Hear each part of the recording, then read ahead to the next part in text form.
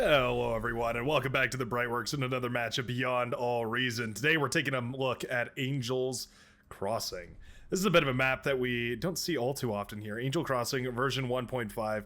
It's a unique one. It's got some cool stuff that we'll be taking a look at here in just a second. But spawning on the southern side and representing our blue team as a Cortex commander, it's going to be Teleologic.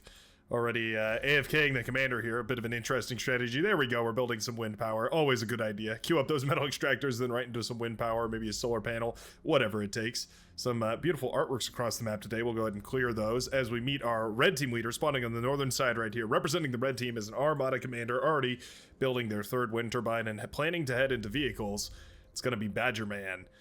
Starting up the vehicle bay, and I think it makes a lot of sense. So there's a lot of complicated areas here, but I can explain one half of the map and it'll basically explain the other half as well. So we'll just take a look down south from the corner and work our way towards the middle. So obviously there's this big ocean area where you can spawn in, and indeed as is my booty is hard, you can spawn out in the ocean and you can get some boats running out there. There's also these beachhead areas in the back over here where hovercraft can prevail, where they can transition from water to land and back to water again. Definitely makes for a compelling force right there.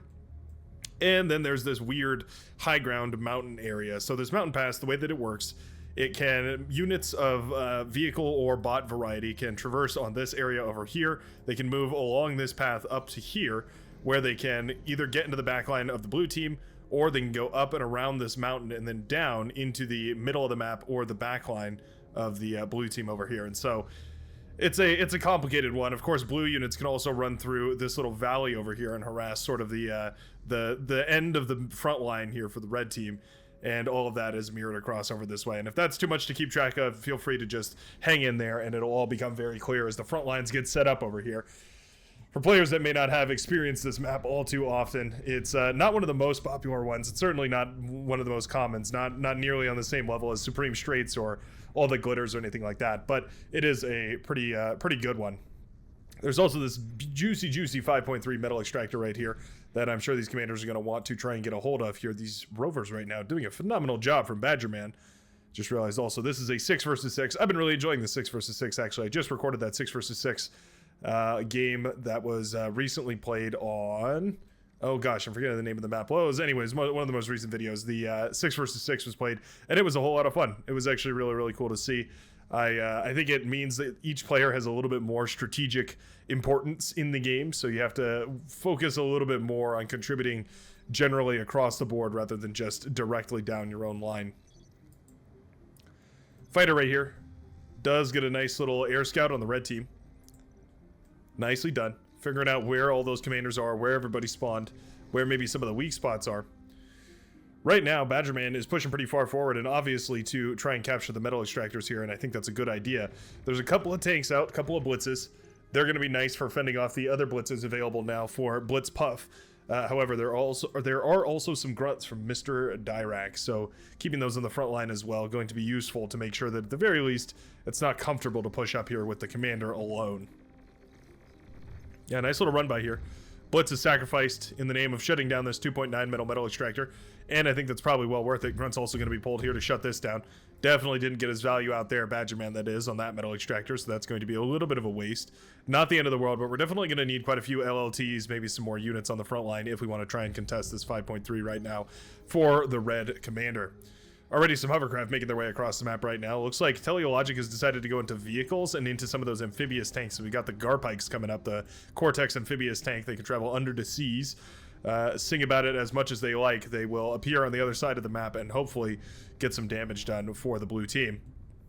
Meanwhile, Quarunting Squid, or maybe it's just Grunting Squid with a Q, has a couple of hovercraft on the other side of the map. They're not going after any of these tidal generators over here, which is a little bit weird. We do also have a vehicle bay built up on this high ground right here. My booty is hard. So that's quite nice, actually. Moving pretty far forward, abandoning the water fight, essentially, in favor of building some of those vehicles over here. Now, what we do have is a Wolverine shelling away at the metal extractors over here. That's very annoying for the red commander, who's just trying to get that economy up and running, but is really struggling to do so because artillery shells are coming from an angle that he just can't hope to contest. This is an excellent spot for a early T1 artillery, by the way. gauntlets or aggravators, either one up on this, or agitators, either way. Both of those very, very prominent up here on this hillside. They can get a tremendous amount of value out. There are some shurikens out as well. Commander going to be enough to shut down these Garpike over here. Garpike, they're all right. They're not very compelling. I would say if you're fighting Garpike, you should pretty much be unconcerned. It's a sort of a strategic trade-off. You essentially pay for a more expensive version of a weaker unit in order to allow it to travel under the water, and what that ends up with is essentially a situation where, yeah, you end up pretty much trading inefficiently if you ever have to actually use the Garpikes against their vehicle or bot counterparts in basically any matchup. It's quite annoying. Difficult to manage to get some value out from that. So that's what Teleologic is worried about right now. Wouldn't mind seeing him transition into some water vehicles, otherwise known as ships, by you know, those aficionados among you who prefer the sailing lifestyle. Oh, okay, we're gonna eat up the goons. Very nice. Yeah, this is I mean, it's one solution, right? You have the shurikens, so you might as well just paralyze these forever, and I guess it buys you all the time in the world to eat these. Oh no, the shurikens are leaving. Okay, there we go. They will retreat until we can eat these up again. It's a funky way of solving that problem, but I guess it does count as a solution nonetheless. Bunch of rocket bots facing off against those Janices and that Whistler truck. Very annoying to deal with. A couple of grunts have run by over here, though. They do find this constructor that's been trying desperately to put up these metal extractors in vain for the last 3 or 4 minutes or so. And they do manage to snipe the metal extractors as well. One of those grunts is going to be pulled off. The other two are going to make their way all the way back to the front line. That's quite nice. Little opportunity path opened up on this side, so that's really nice to see. There is also an agitator building over here, so this is interesting. With this on high trajectory, it will be able to shell away a tremendous amount of the area over here, shutting down basically anything the red team wants to build on the front line. I mean, wow, it can really snipe basically every metal extractor over here. It's a very, very powerful spot for that. Very low contact over here on the right-hand side, surprisingly. I guess there's an army of green tanks moving across here, going to try and snipe some metal extractors, but I feel like I really would have expected a little bit more. I hear shurikens going off all over the place. Where are those at? Oh, there they are. Yeah, okay. More and more of these will be eaten up here. Really feel like it's time that we go into some boats. Yeah, boats or hovercraft, either one of those I think would probably be a decent decision here, but right now, Grunting Squid going to be marching forward with the commander and using that as a way to, yeah, push forward some of the naval facilities over there. Do we have any sort of aggression on this right-hand side? Looks like we're going much more heavily into the hover tanks over here, so I think I like that quite a bit. The Cayman, the Cortex hover tank, pretty powerful.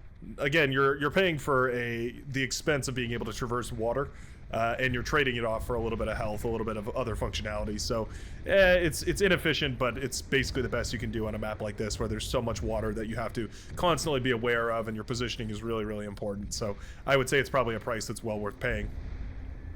Scouting planes over here are going to be instrumental in figuring out exactly what's going on. Gold, please, going to be going up against Dangro 31. Dangro. Either way, scouting planes revealing exactly what the size of the army is and how that composition is working, and so I think that's probably well worth it. Yeah, I think it's time we go for a transition. These amphibious tanks are going to get ravaged by torpedo launchers over here that Grunting Squid is setting up here, and this is actually starting to look like a nice little push. If we set up some construction turrets back here and get a naval lab, rather, keep calling it a vehicle lab, get the naval lab set up, I think I would like that position quite a lot here for the yellow commander. Likewise, I think if the blue commander went into something that can actually hurt the water by virtually any measure, yeah, I would like it a whole lot better, but unfortunately not the case this time. We do not have the extra units pack enabled either, so no salamanders, no nothing like that. It's just default Cortex fun. A couple of shurikens on the front actually staying alive for a good long while. I guess Missile Truck was slacking on the job. Whole bunch of these aggravators going to be blasted apart by the grunts running around over here. This is a really fabulous trade right now, actually. I'm sure the Purple Commander is thrilled to take that trade. Yeah, trading out a bunch of grunts for those aggravators is a very, very metal positive trade, but also removing that ability for the enemy team to use those Rocketeers to counter-harass the Rocketeer push that's pushing on forward right now. Yeah, it's definitely got to make it feel a little bit more comfortable. Loads of Janus is set up as coastal defense over here, going to shut down any sort of aggression over here. There's a Halberg out. Those Halbergs are very powerful. They're like a baby version of a Cataphract. Cataphract, not the most compelling unit in the field, but that's just because it's T2. Sorry, T3. The Halberd, however, is T1 and quite powerful at that. It's all relative, right? the power of any one of your units is all relative to exactly what units it's going to be going up against. The T2 constructor is out here. I wonder where we're going to be sending it. Looks like, oh, it's going to be hit by the torpedo launcher over there. That's unfortunate. Yikes. Yeah, gotta keep that thing safe. Already down to 47 HP. A torpedo launcher almost killed a T2 constructor. Boy, that's not something we have to keep our eyes on a whole lot, is it? Agitator up here.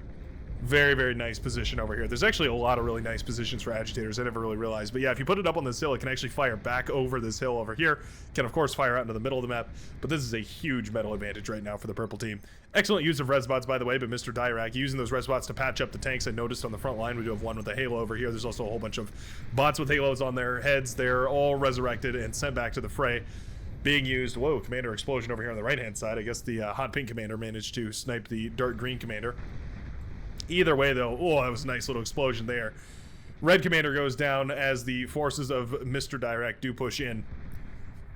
It's going to be a lot of metal that these resbots are ready to eat up. Oh, actually, we're going to res the commander. Oh, no. We are going to eat it. I was going to say, I think eating it is probably going to be the better choice here, but you could always resurrect it. We saw that really funky push. Oh, gosh, it was a while back where the strategy was to go for 20 or so resbots and pick up commanders and then use them as essentially walking bombs, and we would just send one in and detonate it and then resurrect it while the other one pushes in and then detonate that one, and it was this sort of split push of commanders, which was really, really funny. I always wondered if that couldn't have been developed a little bit more and turned into a really viable strategy. Man, that Halberg is tough. Taking those Janus missiles like a champ. Absolutely shrugging it off like it means absolutely nothing to it. Halberg's quite expensive. 640 metal, 13,000 energy for a T1 economy. That's certainly pretty up there. But again, like I said, you get a very, very sophisticated unit. Commander went down over here somehow or another. The T2 lab is still alive. That perplexes me how that commander could have gone down right there without, yeah, completely destroying this laboratory. But either way, it's going to be a lot of metal on Teleologic's main base at this point. Hopefully we can see this constructor helping out over here, get some more build power up and running. This is T2 lab. We're making those poison arrows now. There's a lot of amphibious options when you get into Cortex, because you make the alligator, which is very, very resilient. You can make the poison arrow, which is even more resilient, but a little bit slower. More of a siege breaker kind of a unit. Some interesting strategic decisions to make, nonetheless. Yeah, full-blown hovercraft production right now, though, for Grunting Squid. It's not a bad idea, but I think we have to be careful. We really can't afford to lose these units at this point. There's so much metal that's been handed over to the opponent over here, the blue commander, that if we lose too many of these tanks and we don't allow them to snowball, yeah, it's going to be a nightmare trying to get back into this game here. D-guns are threatening a lot of these tanks right now. D-gunning down the wreckage right there as well. Gonna slow down production over here. So, for some reason or another, these are paused. Not sure why exactly. We're overflowing metal right now. That's got to be a mistake. Yeah, this has to be a rallying mistake. There we go. Yeah, they're started back up again. T2 tanks up and available right now for the red commander. Blitzpuff suffering at their lightning hands. And they hurt pretty bad. 41% left on that commander, and I do believe 2 lightning tanks would be more than enough to blast that commander down. It's about, I think, 8 or 9% per lightning blast there, so very, very powerful. Big old bombing run comes through. A couple of those Stormbringers do connect with a whole bunch of energy converters in the backline for the maroon player, but it's not really going to matter, as those advanced energy converters are moments away from coming up and online, and those will be more than enough to convert any excess energy into metal here, at least as far as the T1 economy is concerned. Poison arrow now firing away at a lot of these torpedo launchers that were just on the well, right outside the shoreline anyways. That'll be quite nice. Going to allow the blue player a little bit more comfort as they start to get out of their little zone over here. There's a missing metal extractor, by the way, right next to that laboratory. So I'm guessing blue commander probably just didn't notice it at first. We're starting up an advanced geothermal over here as well. A little bit risky. That's still relatively close to an enemy attack path. I don't wonder if that advanced geo might be the target of some bomber harassment, or maybe just a quick little run by at some point or another. Alligators over here, very difficult to kill. They're surprisingly resilient, but they are a full-blown T2 unit, and very, very capable at that. They can shrug off a sharpshooter shot, which means a lot. Those sharpshooters pack a massive wallop. But yeah, I mean, that kind of just gives you a sense of scale for how powerful those things are.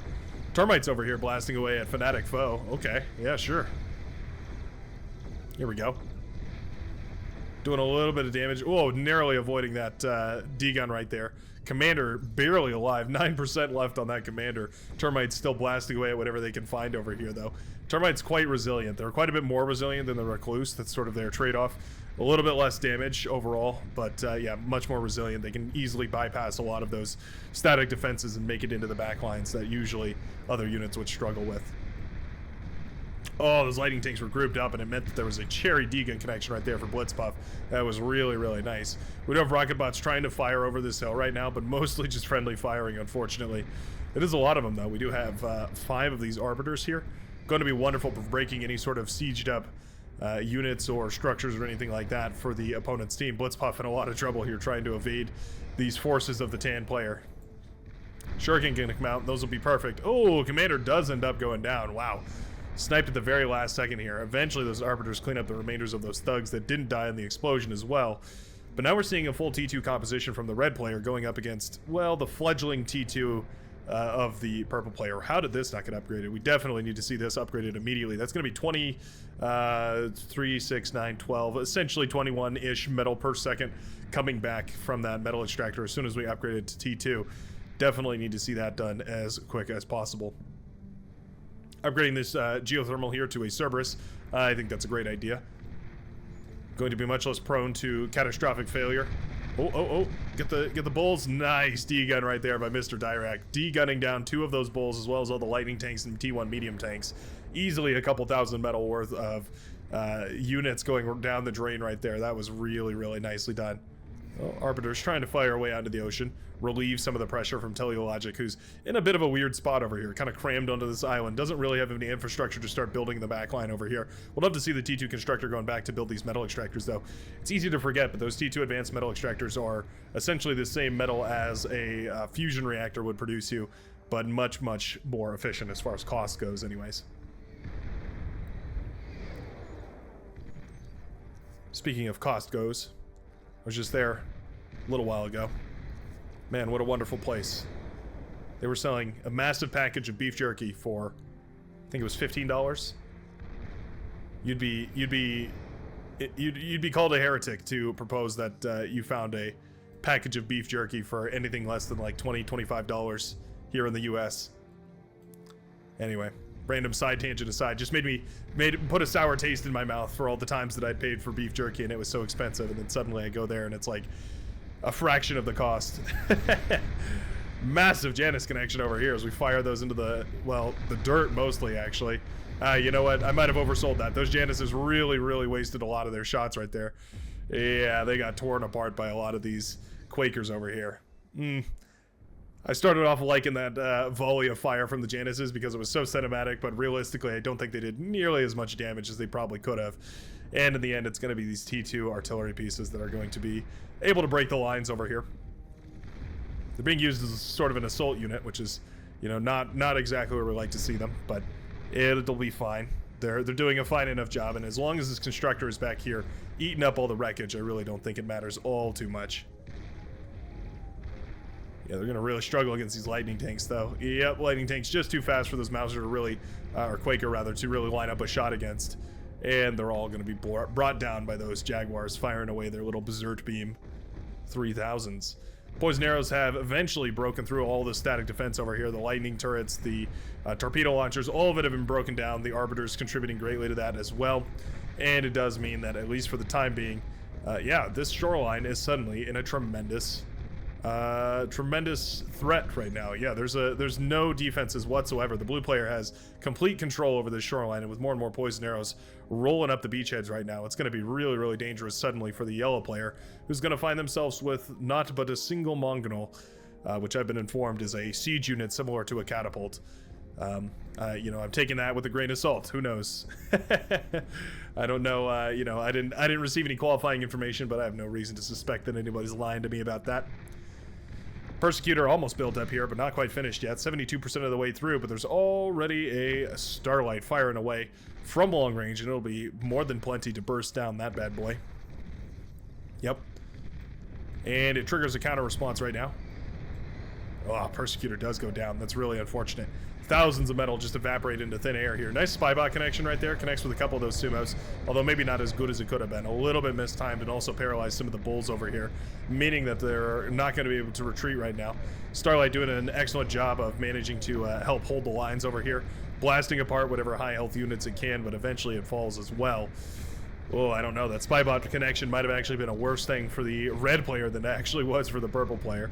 Those sumos are very, very tanky, making it hard for those bulls to push through. But now that most of them are gone, those bulls are going to have more than enough firepower to breach. Cerberus, excellent for holding the line over here. This is really exactly what I was hoping for. I think Cerberus are an excellent decision almost always as a Cortex commander, just because of how far their range is and their absolutely massive damage output. They're one of those units that you just... It's always a solid gamble that you're going to get some real value out of a Cerberus. Mr. Dirac, again, in the right place at the right time, using that D-gun to their tremendous advantage. Looks like termites have walked up the field up here. They've gotten rid of a whole bunch of fusion reactors and energy converters in the backline over here. Not quite done yet either. Couple of them managed to walk their way on back. Poison arrows haven't pushed forward over here. Would have loved to see those move forward. Looks like a couple of them have, but not all of them. Maybe we're just building up a new front of units. That could be it. Uh-oh. This is dangerous. Termites do detonate the advanced geothermal, popping the backline right there. Oh, and it looks like that's the nail, the final nail in the coffin that seals the deal for the red team. The blue team manages to snatch it by just securing more and more of this map, and eventually pushing the red team rather to feel a little too claustrophobic. And I guess eventually they succumbed to their fears. Thanks a ton for watching. I sure hope you enjoyed. I do love watching some of these more unique maps that don't get played a whole lot more. Let me know what you think about that sort of thing down below in the comment section, and I will see you in the very next Beyond All Reason video. Peace out, folks.